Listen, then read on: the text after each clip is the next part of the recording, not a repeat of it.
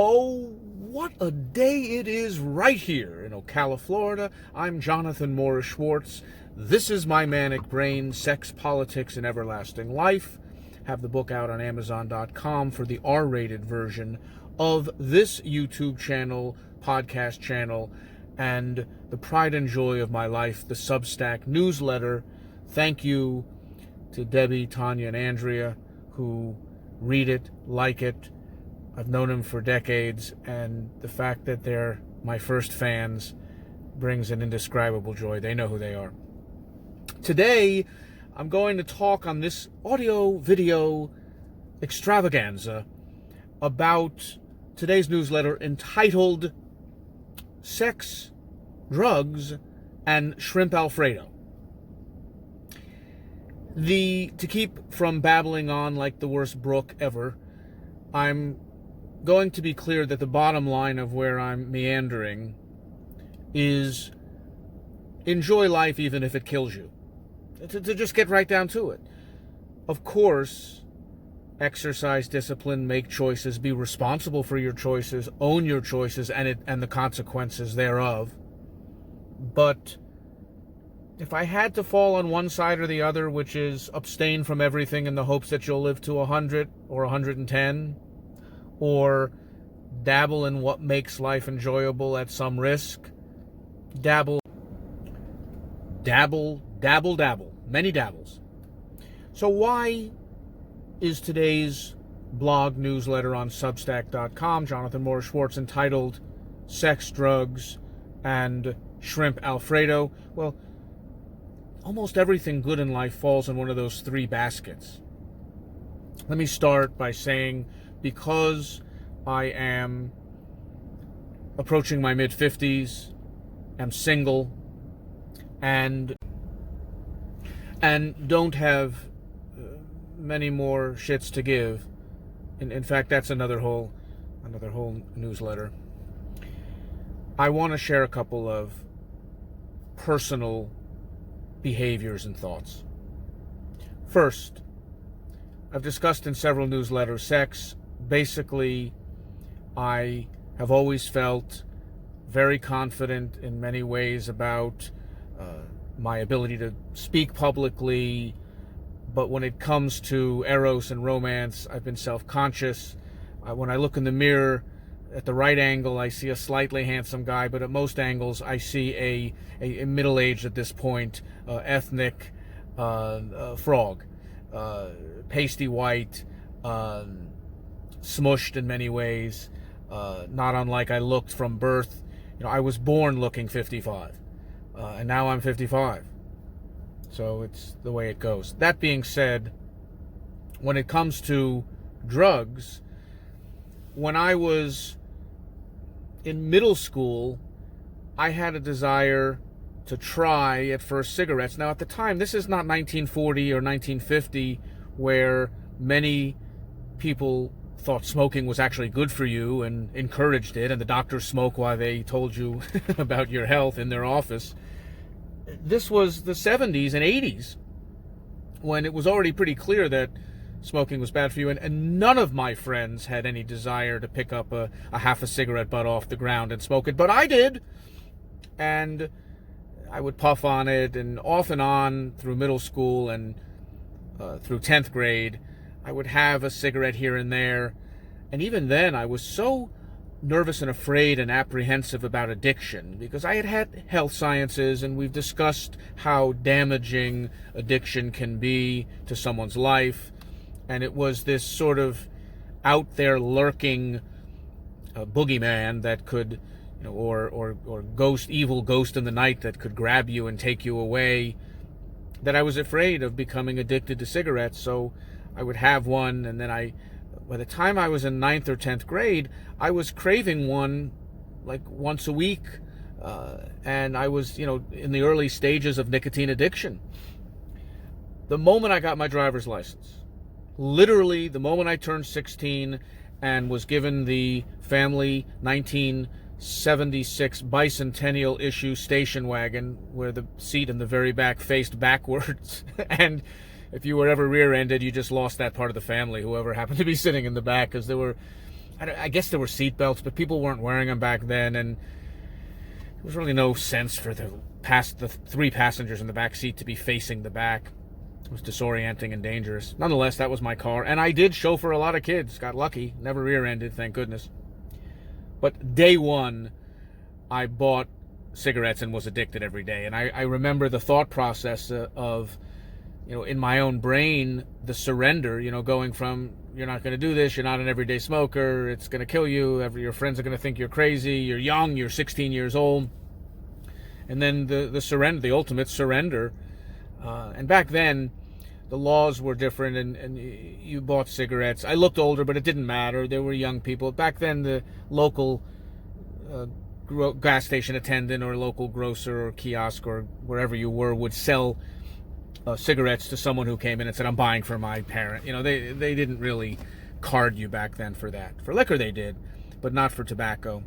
Tobacco lobbyists still ruled back then. So by 16, I was smoking a half a pack to a pack a day. When I drove, I was fully addicted.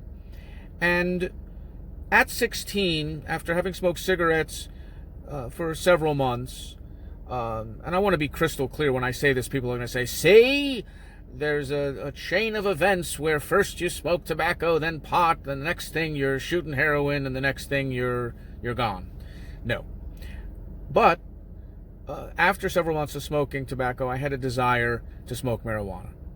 Again, many of my friends had smoked it, but many of them hadn't, and I smoked marijuana. And through late 10th grade, 11th, and 12th, my buddies and I would smoke on the weekends. Now, I smoked cigarettes every day, but pot, first of all, couldn't always get it, and when I did get it, we would smoke on the weekends. I did not become an everyday pot smoker until my sophomore year of college.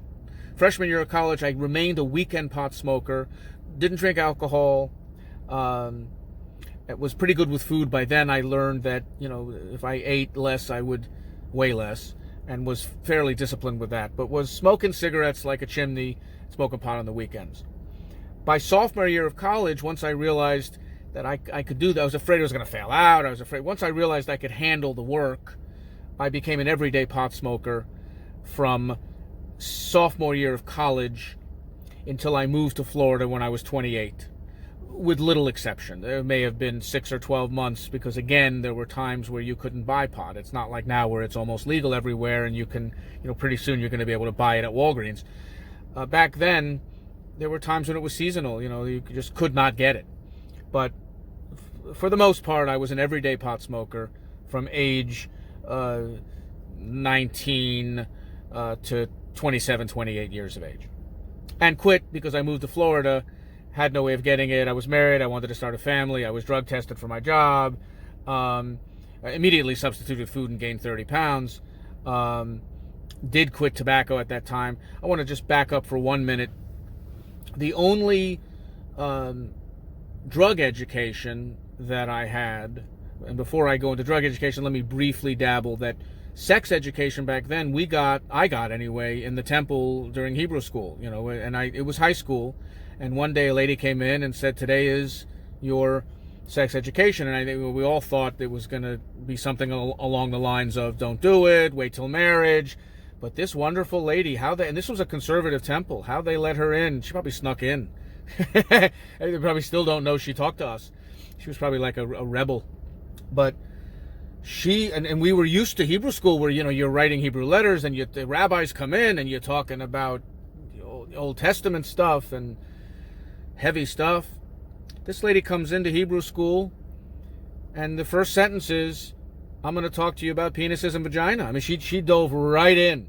And she was explicit. She's like, when a man gets excited, I don't think I need to teach most of you this, but she went right into the boner and the vagina and the STDs, and she tried to differentiate the difference between sex and love to some degree, but she was mostly biological. She was talking about the physiology and an orgasm and everything, and we giggled, because we had never had someone, so we had all known by then, it was either 10th or 11th grade, so we had all known where babies come from by that time.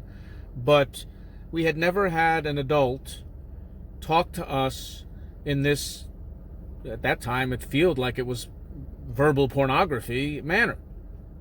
So that was the sex education, and I, it was valuable. She talked about contraceptives and condoms and birth control pills, and all that. In terms of drug education, I went to an elementary school called Dwight D. Eisenhower Elementary School in Davie, Florida. It was a magnet school. It was very progressive at the time. I remember one of the ideas they had, which was so brilliant and ahead of its time, was the notion that you should progress not based on your chronological age or your grade level, but based on your ability. And so they would allow someone in first grade, if they could achieve it, to start learning fourth and fifth grade math, or if you were good at language or English or history or science, you could progress through the curriculum at your pace. And it was wonderful because you might be below grade level in reading but ahead of grade level in science or music or art. And I'm not in education, and my friends who are in education can comment and tell me if it's still like that, but I don't believe they still behave that way. I think pretty much after that people stay at grade level. But bottom line is, in fifth grade, a policeman came in and in small groups would call us into a room, and he had a big poster board, a big tag board or poster board display, and at the top it said drugs or drug education. And on this poster board were maybe half a dozen or so bags of drugs, baggies, like Ziploc or baggies type stuff. And he started by saying, and I was very impressed because it wasn't like the sex education where she's like, look, I'm going to talk to you straight up like you're adults. This police officer said, I'm not here to tell you, that this stuff is going to kill you, or he wasn't overly dramatic. I mean, we were kids. This was fifth grade, and he could have very well said, I'm going to show you stuff that if you even touch or smell, you will die on the spot and, melt or fade away or have a heart attack and drop dead. He pulled down one bag at a time. First, he pulled down a bag that had real marijuana in it, and he said, this is a plant. People smoke it. It alters your mind. It makes you feel different, and basically gave us an idea. He probably said it was addicting, and on some level it is, as we know. But he was truthful about it. He didn't say that you overdose on it and so forth. He said this is what it does. Then he pulled down a bag that had pills, and at the time Quaaludes were the thing, and I think barbiturates and speed, and he said these are pills. If you take them, this can happen. It can cause problems with your brain. And then one bag had a tube of glue. And he said, some kids sniff glue. And of course we giggled, what, sniff glue? That's crazy. And he said, well, they do that because it makes them feel good in their head, but it also destroys their head and their brain, so forth. So that was my initiation to drug education and sex education. All right, back to where we were in terms of my own personal usage and, depending on your point of view, abusage. So I was an everyday pot smoker for a little less than a decade, about a little less than a decade, about 8 years. And I loved it. When I say I loved it, I looked forward to it. Generally speaking, I didn't wake and bake. I was self-conscious. My self-consciousness about the way I look and my body, and can I have sex? Am I any good? Am I kissing the right way? Does she like me? Does she not? My insecurity in that way carried over to the fact that, like in high school, there were some kids who would get drunk at lunch or smoke pot at lunch and come back in class. And to me, I was too self-conscious for that. I'd be mortified to think that someone said, oh, you're drunk, aren't you? It wouldn't have worked for me. So through the 8 years or so that I was an everyday pot smoker, I was pretty much like the guy or girl who went to work and at the end of the day, had a stiff martini, but only after, it's 5 o'clock somewhere kind of thing. And for me, that's, it was 5 o'clock and it was time for me to bring out the bong and, suck. Oh gosh, that makes me want to have it.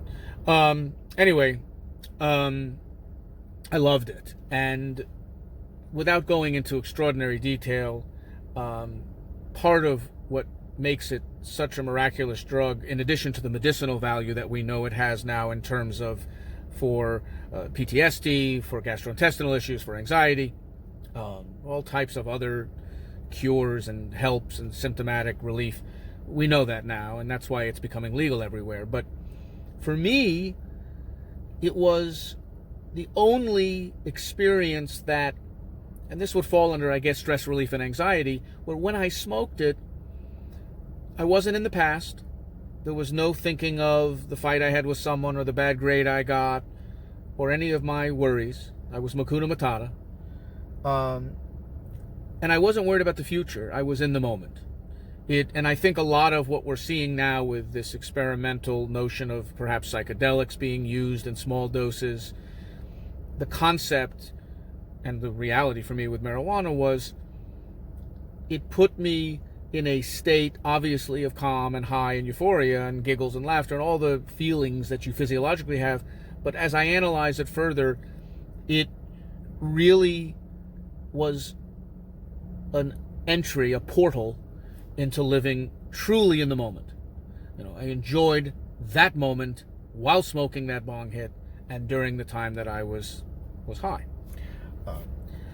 So that was the drug of choice until when I moved to Florida in my late 20s.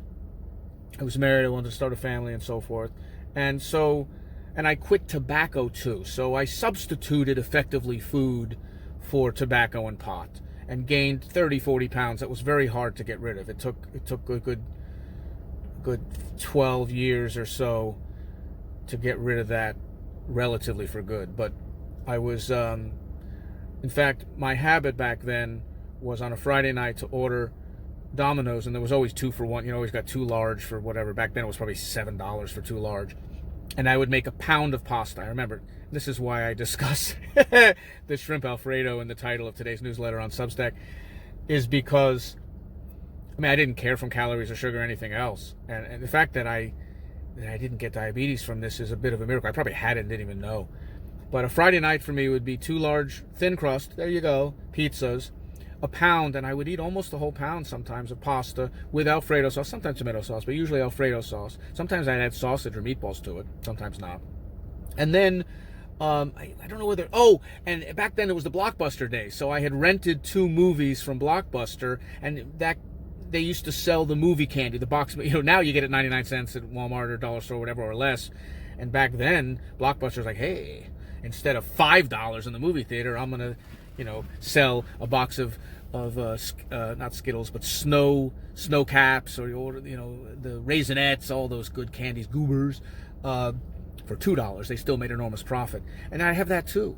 So that was my drug in my late 20s through, no alcohol, just food, through my mid 30s. By my mid 30s, I was starting to drink a little bit. Not a lot, a martini here and there. And by my late 30s, being, now I run around 150 pounds, and I was around 190 pounds. I was really close to 200, but I think I always stayed a little under 200. I'm not 200, but I was a good 40 pounds overweight. I decided it was time, and it took a few times. I tried the paleo and then this and that, Atkins. I did the Atkins for a while. But it finally stuck. By 39 or 40, I had lost about 35, 40 pounds, and I've kept that weight off now for about 15 years, for the most part, because of just cognitive behavioral training. And please don't get me wrong. I was, if there is such a thing, and I believe there is, as a food addict, if we're going to compare it in a general sense to drugs, it's every day. It's easier now because I'm in the habit of having a portion that a normal mammal eats, that a normal human eats. And so there are days where I don't really have to think about it or obsess on it. But most days, before I have any meal, I go into any restaurant, that part of my brain that still wants to eat like 5 men, like the 200-pounder, says, get the large, get the supersize, get the double, get the salad, get the soup, get the dessert. That voice has to be overpowered by my other voice that says, oh hell no, you can eat whatever you want, but it's going to be the portion size of someone who weighs 150, not 200. And but somewhere in my late 30s, at around the time I was succeeding with nutrition and eating what a normal human being eats to maintain some normal weight, I started drinking every day. And I would have one drink, and then, they say 2 drinks is okay, but more than that isn't. And it really, off and on, I would drink. I was never really loved drinking, but I drank too much because I would pour too much. I was a heavy pour. And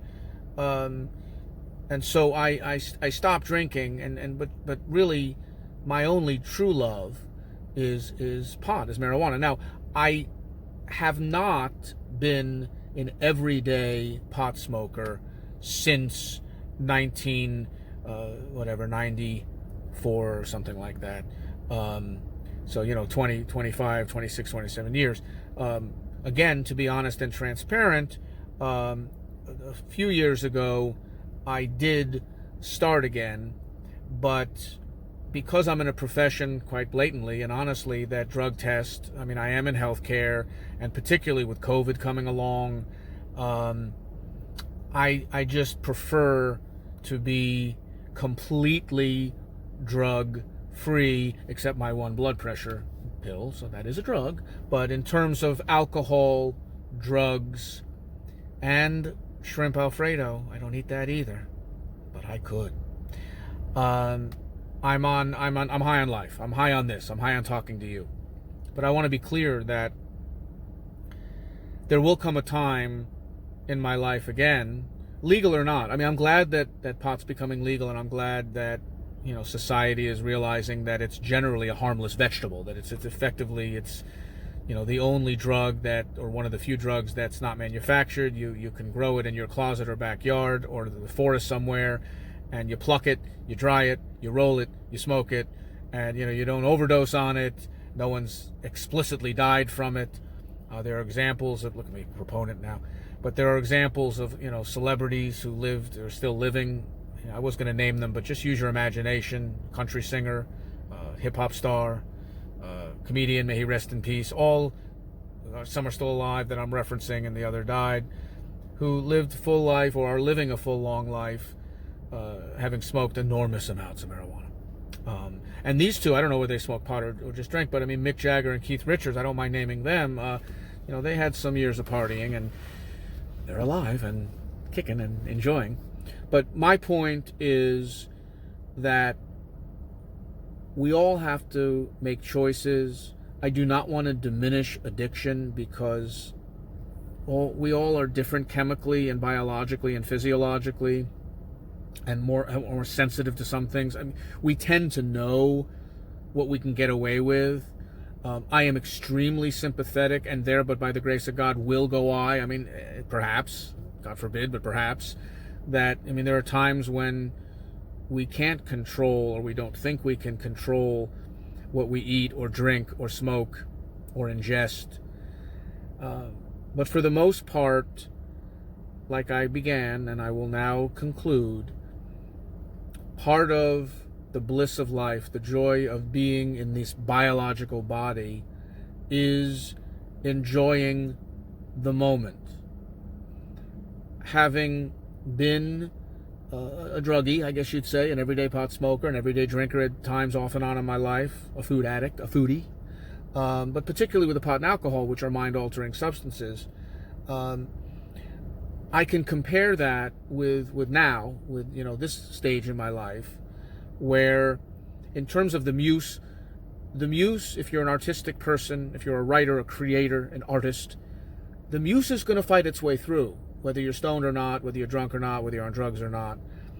I have found that when I'm lucid, when I'm high on life, so to speak, when the muse strikes, that discipline, that ability to seal the deal, the ability to finish the book and proofread it, the ability to do a podcast video like this on YouTube, the ability to write a daily newsletter, and to have the discipline to do so, is the difference. Put bluntly, when you're straight and lucid, it's more likely you're going to get more done. But that doesn't mean that some of the most creative works of art and pieces of music and movies and screenplays written and books and so forth and novels were not written by people who were drunk and stoned out of their frickin' minds. They clearly were. And, I mean, those of us old enough to remember the old Saturday Night Live days from the 70s, I mean, they admitted, a lot of those stars back then, that they were high on various things, on drugs, when they were being so funny. And they remembered their lines, I think.